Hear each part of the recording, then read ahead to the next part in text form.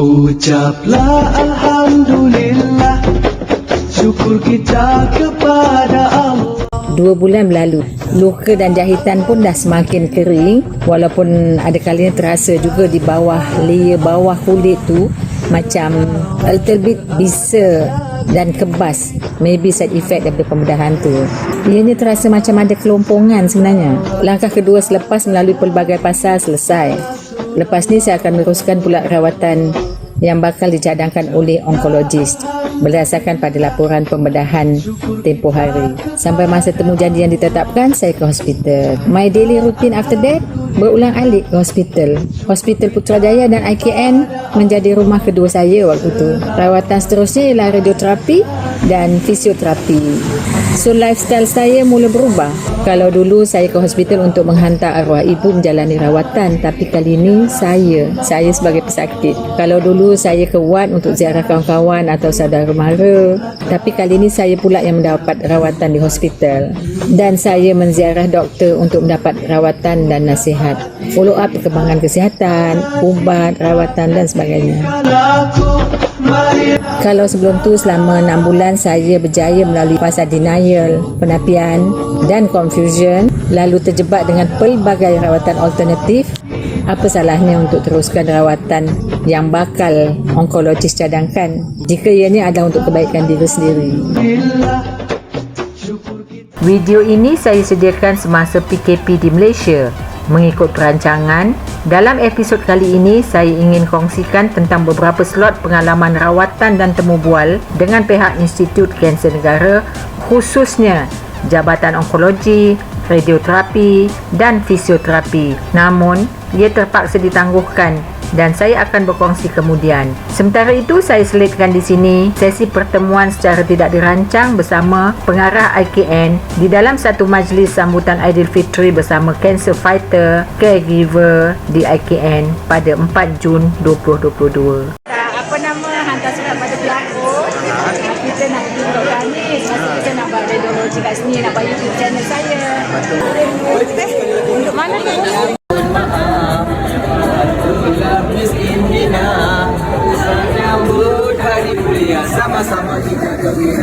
Saya akur dengan cadangan onkologis seperti anak kecil, mengikut apa je yang dicadangkan oleh ibu bapanya. Kes saya ni sebenarnya agak terpencil. Sampai ke satu tahap, saya terpaksa mengatakan redha. Walaupun redha itu sukar untuk dilaksanakan dengan hati yang ikhlas. Syukur itu sifat mulia, hindar dari tamahan. Dalam rekod tu 3M with no primary, maknanya dengan kata lain punca tak dijumpai lagi. Bila punca tak dijumpai lagi, tak ada tanda-tanda di luar, saya mula tertanya-tanya, di mana punca tu? Sama ada masa operasi kat Sungai Buloh tu dah dikeluarkan habis, ataupun sebelum tu kan saya ada tanya doktor, kalau tak ada macam tak ada, alhamdulillah doktor kata kalau ada kita buang. Jadi saya ni macam jadi uji kaji lah. Kadang dada sakit, bila kepala sakit mikir-mikir lah mungkin. At the same time saya ada vertigo. Jadi mungkin ianya ada campuran dua. Sebab setiap kali bila jumpa doktor dia kata vertigo ni lain, yang ni lain katanya.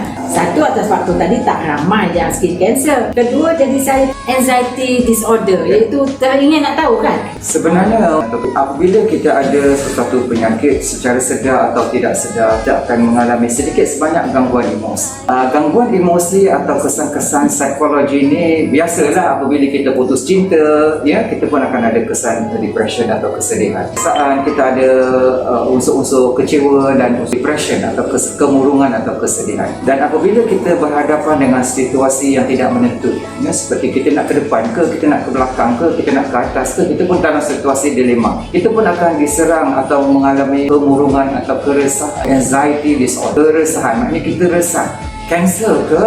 Anak tak sayang ke? Kita ni Allah beri hukuman ke? Ada berbagai-bagai persoalan dalam diri. Dan apabila anxiety disorder ni melebihi satu tahap yang kita boleh terima, itu dah menjadi satu penyakit, ya. Tetapi sebenarnya anxiety ni adalah penting untuk kita. Bayangkan macam anak-anak kita langsung tak risau masa depan, langsung tak risaukan pelajaran, ya. It's so relax and so enjoy, ya. Itu tak betul lah juga sebenarnya, ya. Dan sebagai pekerja atau penjawat awam, sedikit sebanyak kita mesti ada keresahan atau anxiety. Saya punya laporan nilaian prestasi tahunan bagaimana, ya, bagaimana bos memandang kita dan sebagainya. Coba rasa cukup apa yang ada. Dulu mula-mula first, second year, doktor minta saya monitor di bahagian kulit ada tak apa-apa mole yang pelik atau ganjil atau menakutkan, yang bodoh, tapi tak jumpa. Jadi at one time onkologis saya kata ianya mungkin dah berebat di bawah kulit, sebab kulit antara organ yang terbesar sekali di badan. Berapa banyak persentage kanser kulit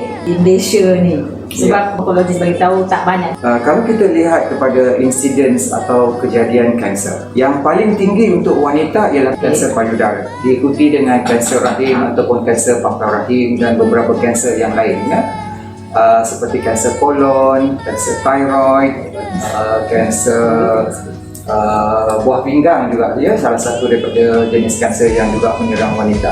Tetapi kanser kulit ni kalau kita lihat dia hanyalah kurang daripada 2 atau 5% daripada keseluruhan kanser, ya. Kalau kita lihat kanser payudara sebagai contoh, 1/3 daripada ataupun 30% kanser adalah kanser payudara.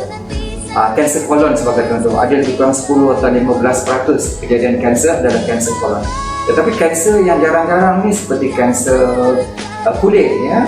Kanser kulit ni mungkin 1 atau 2% daripada keseluruhan kanser. Jadi kalau kita lihat dalam semakan pendaftaran untuk semua pesakit kanser, kita ada data di Kementerian Kesihatan Malaysia yang menunjukkan data-data kanser dan jenis-jenis kanser. Dan untuk makluman juga, jenis-jenis kanser berbeza, dia mengikut umur, jantina juga berbeza-beza. Kalau kanser di kalangan kanak-kanak itu adalah antara kanser yang paling tinggi, contohnya adalah seperti kanser darah, leukemia, ya. Kanser mata, kanser buah pinggang, itu juga begitu juga dengan kaum lelaki, ya. Kalau kita lihat statistik dan data-data kanser, lelaki ni sebahagian besar adalah kanser paru-paru, kanser prostat, kanser kolon, ya, usus, kanser thyroid sebahagian ni. Tetapi untuk detail dan perincian itu kita boleh Google dekat Kementerian Kesihatan dan lihat bagaimana statistik kanser. Dan kalau dibandingkan dengan negara-negara maju dan setanding dengan negara-negara yang termaju dan sebagainya, mereka juga ada statistik kanser di peringkat mereka. Dan setengah-setengah daripada kanser tu dia bergantung pula kepada faktor geografi juga. Kanser di kalangan masyarakat di Indo-China sebagai contoh, mereka ada banyak makanan yang terdedah yang mendedahkan kepada kanser. Kanser nasofaring adalah antara mereka yang tertinggi, ya. Kanser pangkal dekat bahagian hidung ataupun peti suara atau kawasan dekat nasofaring. Jadi itu antara kanser yang tinggi yang menjejaskan kehidupan dan juga penyakit lah, ya. Itu status kanser lah, ya. Anxiety disorder atau keresahan yang melampau. Apabila kita menghadapi sesuatu kesukaran, secara tidak langsung kita akan menjadi resah. Keresahan kita sepatutnya berada dalam ruang lingkup yang baik, yang terkawal. Tetapi apabila kita resah yang di luar kawalan, dada kita akan menjadi cemas, degupan jantung semakin kencang, nafas pun semakin laju. Tetapi kita juga bila dah jadi penyakit dan sebagainya, kita akan ternampak-nampak benda yang orang lain tak nampak. Dan itu akan memberi kesan kepada individu secara penyakit itulah. Dan kalau anxiety itu berterusan, kita perlu memberikan rawatan. Sebab itulah kes-kes yang keresahannya melebihi had, ya. Dia boleh baca benda yang di luar jangkaan dan sebagainya. Terbayang macam-macam lebih dan nampak-nampak, ya. Jadi kita akan rawat kes-kes begini dengan kepakaran yang ada dalam bidang pakar psikologi. Saya pergi ada 4 atau 5 session jumpa doktor pakar klinikal tu. Kebetulan saya dulu pernah jadi rakan pembimbing. Saya mengalami situasi yang sama, orang mengadu kat kita nak handle, nak tackle, kita tanya dia, how do you overcome? Itulah juga yang berlaku kat saya. Jadi bila saya bagi tahu pakar tu, yang saya bila risau, saya buat gini-gini, oh betul lah tu. Betul lah. Dia just support, menyokong aja lah kan, dia tak bagi suggestion lah. Tapi saya rasa Lala dia kata, you boleh handle yourself sebenarnya. You bisa kata risau, as a Muslim kata dia, Al-Quran. Senang elok lah tu, baca teruskan tu. Dan Saya tak teruskan dan dia pun kata you okay, banyak ada lagi yang lebih teruk dari you, kata dia.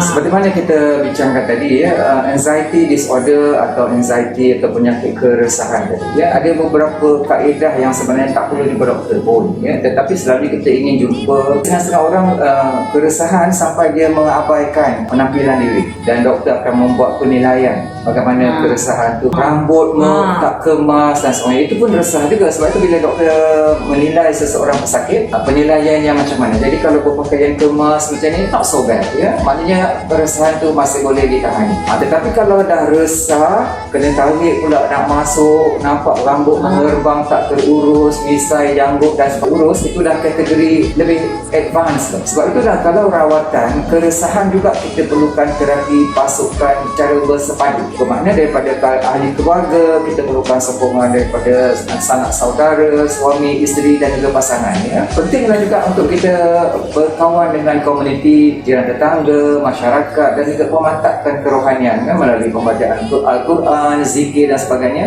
yang boleh membantu mengurangkan sedikit keresahan. Okey doktor, sebenarnya masa saya kat sana beberapa patient lain saya jumpa, even pegawai tinggi kerajaan pun, tapi mungkin normal je. Saya tengok mungkin keadaan stres lah sebenarnya. Untuk makluman ya, penyakit mental ni sebenarnya very luas punya skop dia ya.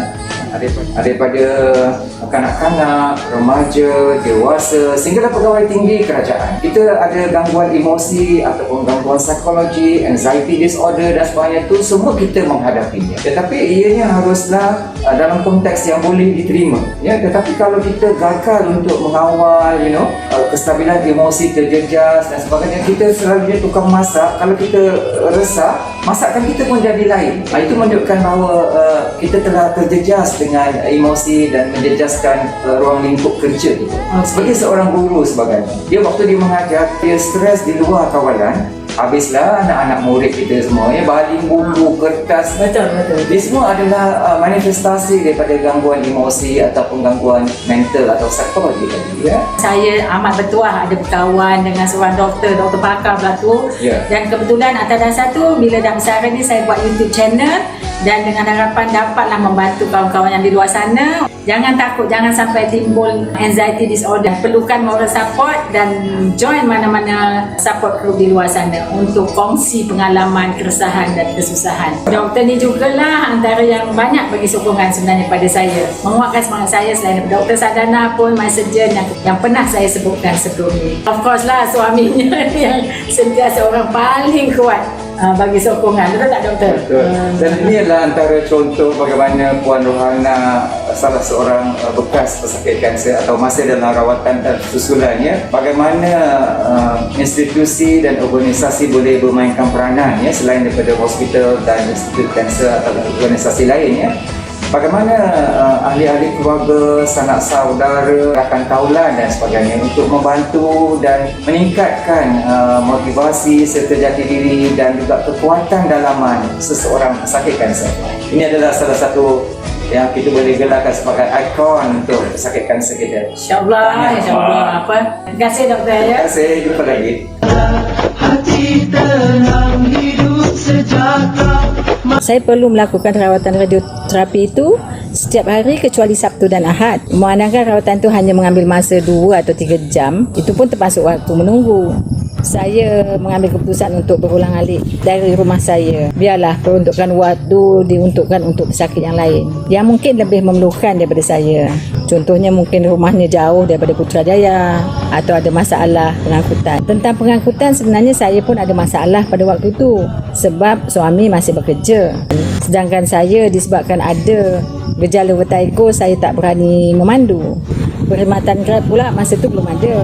Pada masa tu MJJ masih lagi bertugas, jadi agak mustahil lah untuk menguruskan saya setiap hari. Anak-anak masih sekolah kecuali Safiq. Safiq masa tu baru je selesai pengajian diploma di UiTM Shah Alam dan dalam proses untuk meneruskan peringkat ijazahnya di UiTM Serban. Mahu tidak mahu, beliau telah menyatakan hasratnya untuk menangguhkan dulu pengajian beliau untuk menguruskan rawatan saya. Satu pengorbanan seorang anak kepada ibunya yang agak mengharukan saya. Thank you, Safiq. Selain daripada berulang-alik ke Hospital Putrajaya IKN, saya juga ke Hospital Serdang sebab kes saya ada juga perlu dirujuk ke pakar di Hospital Serdang. Masa itulah saya banyak meluangkan masa untuk mempelajari segala macam perubatan tentang penyakit kanser dan vertigo melalui Mr. Google dan daripada beberapa orang doktor dan kenalan yang saya temui. Saya mula menyimpan nombor telefon kenalan baru yang sama komuniti dengan saya. Masa tu grup WhatsApp saya pun mula bertambah. Grup surau, grup ngaji, pesakit, grup doktor dan yang sewaktu dengannya.